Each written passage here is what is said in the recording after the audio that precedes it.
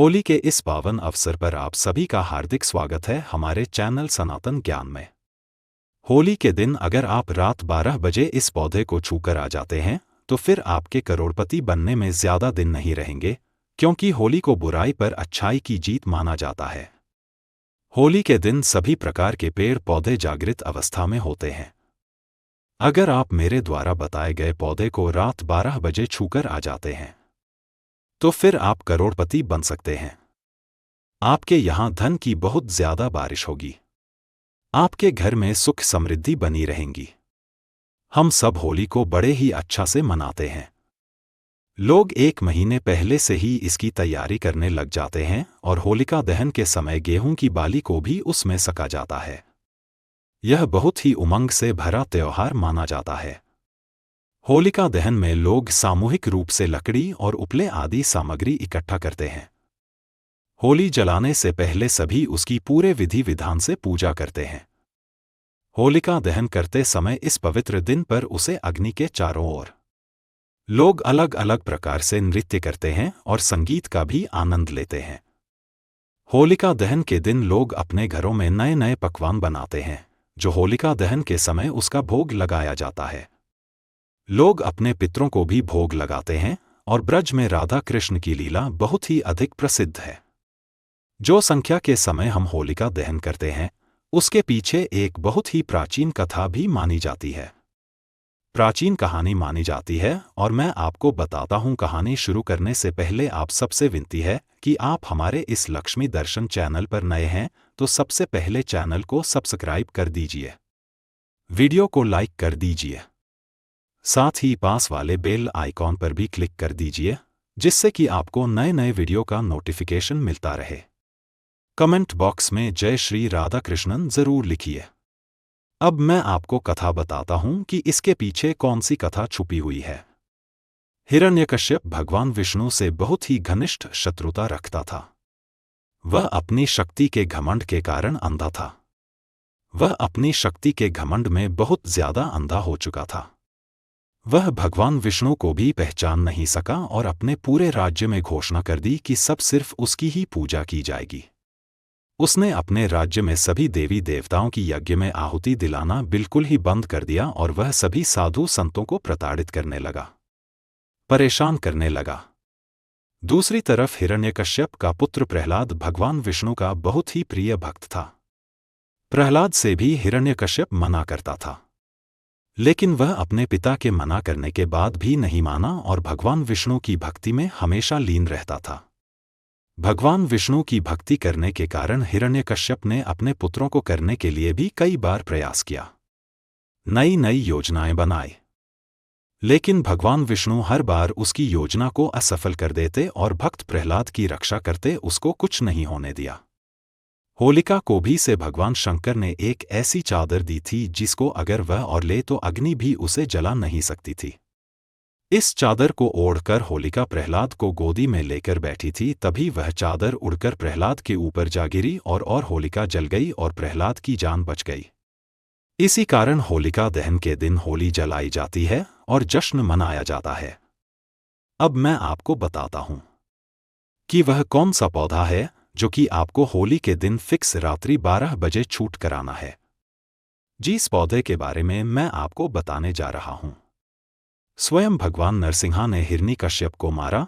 तब हिरण्य का सबके करने के बाद भगवान नरसिंहा ने नाखून के माध्यम से हिरण का शव को नरसिंहा भगवान ने मारा था और तब भगवान नरसिंहा के हाथों में बहुत खुजली होने लगी तो भगवान नरसिंहा ने अपने हाथों की खुजली को शांत करने के लिए एक पेड़ पर अपने नाखून को रगड़ दिया था, जिससे कि भगवान नरसिंहा की खुजली शांत हो गई थी। लेकिन वहां पेड़ दर्द से तड़प रहा था। तब उसने भगवान से प्रार्थना की कि भगवान आपने अपनी खुजली तो मिटा ली, लेकिन जो यह असुर रुपए रखते हैं हमारे पेड़ पर हमला कर रहे हैं, इससे हम अशुद्ध हो गए हैं। इसकी पीड़ा हमें बहुत ज्यादा सता रही है। आप ही हमें इस पीड़ा से मुक्ति दिलाएं, छुटकारा दिलाएं। तो भगवान ने उसे पेड़ की बात को सुनकर उसे वृक्ष को आशीर्वाद दिया कि जब भी होली आएगी तो होलिका के दिन और पूर्णिमा के दिन मैं तुम पर ही निवास करूंगा और होलिका के दिन जो भी होली जलाएगा और इस वृक्ष को छू लेगा, जिस पर भगवान नारायण माता लक्ष्मी के साथ होली के दिन निवास करते हैं, तो फिर उसकी जिंदगी बदलने से कोई नहीं रोक सकता है। और अगर आप पूरे सच्चे मन से, सच्ची भावना से इस वृक्ष से प्रार्थना करते हैं, तो आपकी सारी समस्याएं, परेशानियां हैं, सारे पाप दूर हो जाते हैं। अब मैं आपको इस वृक्ष को छूने के कुछ नियम बता देता हूं, जिसका पालन करना बहुत जरूरी है, क्योंकि अगर आपने कुछ गलती कर दी तो इसका प्रभाव उल्टा हो सकता है। और अगर आप मेरे द्वारा बताए गए तरीके से इस वृक्ष को छूते हैं तो 100% आपको लाभ मिलेगा। आपको इस वृक्ष को छूने के लिए अपने घर से एक नारियल लेकर जाना है और 5 पत्ता से एक लाल कपड़ा लेकर जाना है। अब आपको उसे वृक्ष को नारियल भेंट कर देना है और 5 पत्ता से हैं वह एक पत्ते का दोना बनाकर या फिर गुलाब की पत्ती पर आप रख दीजिए। और आपकी अगर इच्छा है तो आप 5 अगरबत्ती भी जला सकते हैं। और हाथ जोड़कर आप पेड़ से प्रार्थना कीजिए कि आप हमारी जो दरिद्रता है उसे हमेशा के लिए दूर कर दीजिए। मैं आपके अंदर सहित प्रणाम करता हूं। हमारे सभी परेशानियां हमेशा के लिए खत्म हो जाएं। इस तरह से आपको वहां बैठकर अपनी समस्या कहानी है, अपनी मनोकामना कहानी है, ताकि आपकी जो भी मनोकामना है वह पूरी हो जाए। अब आपको एक लाल फल कपड़े में बांधकर वहां से लेकर आना है। लेकिन एक बात का विशेष ध्यान रखिए, जब भी आप इसके एक लाल फल को कपड़े में बांधकर लेकर आए तो आपके पीछे बिल्कुल भी मुड़कर नहीं देखना है, सीधे अपने घर चले आना है। एक बात का और ध्यान रखना है, आपको जब आप नारियल और पत्ता से पेड़ को भेंट करेंगे तो आपको वृक्ष को नहीं छूना है। आपको वहीं पर उनको रख देना है और हाथ जोड़कर पूरे सच्चे मन से प्रणाम करना है। फिर बाद में अनुमति लेकर आपको वृक्ष को छूना है।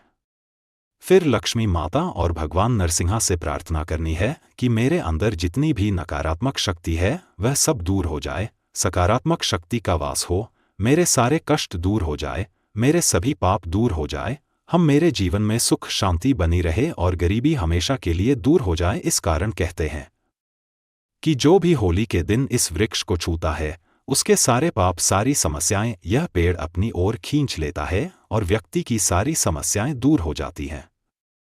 अब मैं आपको इसका नाम बताता हूं, लेकिन नाम बताने से पहले एक बार फिर से विनती है कि अगर आप हमारे इस लक्ष्मी दर्शन चैनल पर नए हैं तो सबसे पहले चैनल को सब्सक्राइब कर दीजिए, वीडियो को लाइक कर दीजिए, साथ ही पास वाले बेल आइकॉन पर भी क्लिक कर दीजिए, जिससे कि आपको हमारे नए नए वीडियो का नोटिफिकेशन मिलता रहे। अगर आप सच में लक्ष्मी माता की कृपा प्राप्त करना चाहते हैं तो कमेंट बॉक्स में जय मान लक्ष्मी जरूर लिखिए। अब आप उसका नाम ध्यान से सुनिए। उसे वृक्ष का नाम है गूलर वृक्ष। आप सब जानते ही होंगे कि गूलर वृक्ष कैसा होता है, जिसे भगवान नारायण वरदान दिया था, आशीर्वाद दिया था।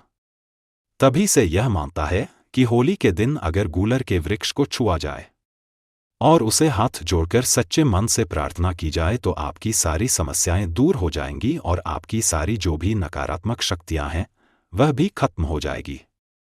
आपकी सभी पाप खत्म हो जाएंगे। आपकी जिंदगी पूरी तरह से बदल जाएगी। आपकी किस्मत में चांद लग जाएंगे। अगर आपसे अनजाने में कोई पाप हो भी गया है तो वह पाप भी नष्ट हो जाएगा। अब हम बात करते हैं उसे फल की, जो आपको लाल कपड़े में बांधकर लाना है। अब मैं आपको बताता हूं कि वह फल आपको कितने बजे लाना है। आपको वह रात्रि 12 बजे ही लेकर आना है और आपको किसी को भी बिना बताए अपने घर की तिजोरी में या फिर आप जहां भी पैसा रखते हैं वहां पर रख देना है। आप देखेंगे कि आपकी तिजोरी पैसों से हमेशा भारी रहेंगी, कभी भी खाली नहीं होगी। आप दोनों दिन बहुत ज्यादा तरक्की करने लगेंगे। आपके पास हर जगह से पैसा आने लगेगा। आपका अटका हुआ पैसा भी आपको मिल जाएगा। ऐसा मन कर चलिए। हर तरफ से आपके ऊपर धन की बारिश होगी। लेकिन यह उपाय आप जब भी करें आपको किसी को बताना नहीं है। अगर आप बता देते हैं तो यह सफल नहीं होता है और आपका काम सिद्ध नहीं होगा। यहां तक कि आपको यह उपाय अपनी पत्नी को भी नहीं बताना है। आपको बिल्कुल चुपचाप ही यह उपाय करना है। अगर आप बिना किसी को बताएं यह उपाय करेंगे तो आपको ज्यादा लाभ होगा, लेकिन आपको यह उपाय करते समय इस पर पूरा विश्वास रखना होगा, तभी भगवान नारायण और माता लक्ष्मी की कृपा आपको प्राप्त होगी। और आपकी सभी मनोकामनाएं पूरी होगी। आपकी सभी परेशानियां दूर हो जाएंगी। तो दोस्तों, यह थी छोटी सी जानकारी और छोटा सा उपाय जो कि आपको होली के दिन करना है और आपकी जिंदगी को बदल कर रख देगा। एक बार आप जरूर यह उपाय करके देखिए और मुझे कमेंट बॉक्स में कमेंट करके जरूर बताएं कि इस उपाय को करने से आपको कितना फायदा हुआ। लास्ट में एक बार फिर से आपसे विनती है, आप हमारे इस चैनल पर नए हैं तो चैनल को सब्सक्राइब कर दीजिए। साथ ही पास वाले बेल आइकॉन पर भी क्लिक कर दीजिए और वीडियो पसंद आया है तो वीडियो को लाइक कर दीजिए और वीडियो को ज़्यादा से ज़्यादा अपने घर, परिवार, दोस्तों के साथ शेयर कीजिए। माता लक्ष्मी की कृपा प्राप्त करना चाहते हैं तो कमेंट बॉक्स में जय मां लक्ष्मी जरूर लिखें।